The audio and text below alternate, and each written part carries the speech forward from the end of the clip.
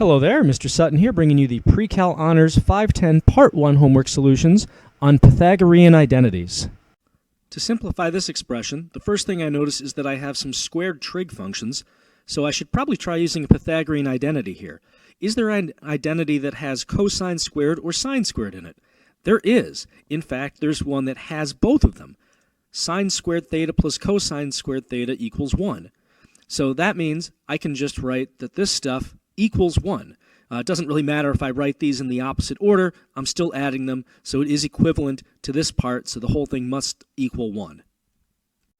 For this problem, I need to simplify this one. So I'm going to start by just foiling this out. There's really nothing else we can do in this situation.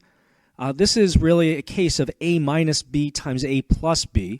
So it has the format a squared minus b squared. Basically just square the two things and put a minus between them. So we can rewrite this now as sine squared of theta minus 1. And at this point, let me see if I have any identities with a sine squared in them. I do. I have sine squared plus cosine squared equals 1. So let's see if I can get this pattern in my identity over here. If I subtract 1, I'll have a sine squared minus 1, but I don't want this cosine squared on the same side.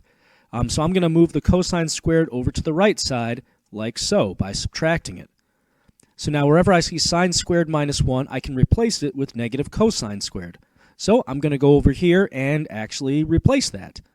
And this is what simplified means. We only have a single trig function. It's a little bit simpler than this expression because we had this minus 1 up here. For this problem, there isn't really much else we can do for squared trig functions and algebraic stuff.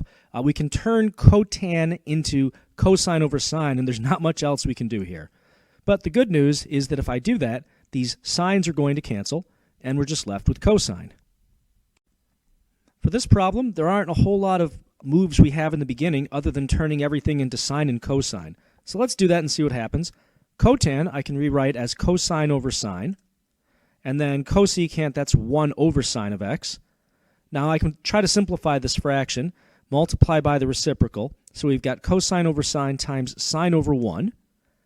The sines here can cancel, so this just comes out to cosine.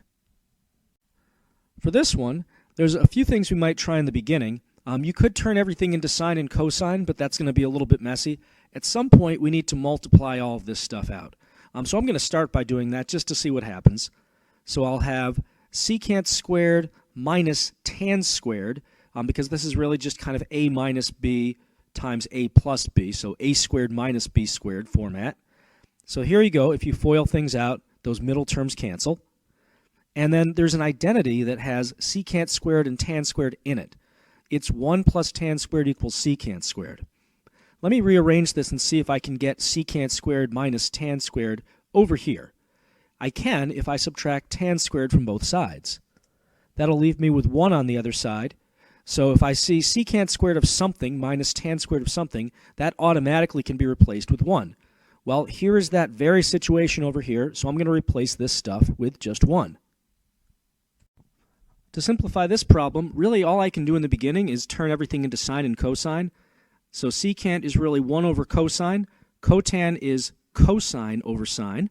Now the good news is these cosines are going to cancel. That leaves us with 1 over sine of x. But that isn't quite simple enough because it's still a reciprocal kind of fraction. So we can turn this into cosecant of x to just get a single trig function. To get this problem started, there's a few things we could try. Probably the quickest one is just to FOIL this thing out and see what happens. We're probably going to end up with a squared trig function, which is a good thing. So if we FOIL this out, we're in a minus b times a plus b format. So this is going to look like an a squared minus b squared kind of situation. In particular, cosecant squared minus 1 squared, or just cosecant squared minus 1. And if you FOILed everything out, you'd see there were two cosecant terms in the middle that cancel each other. Anyway, we have a squared trig function. Let's write out the Pythagorean identity that has that. That would be 1 plus cotan squared equals cosecant squared. And I can get the pattern cosecant squared minus 1 if I just subtract this one from both sides of the identity. That means that cosecant squared minus 1 is the same as cotan squared. So I can replace all this stuff now with just cotan squared of x.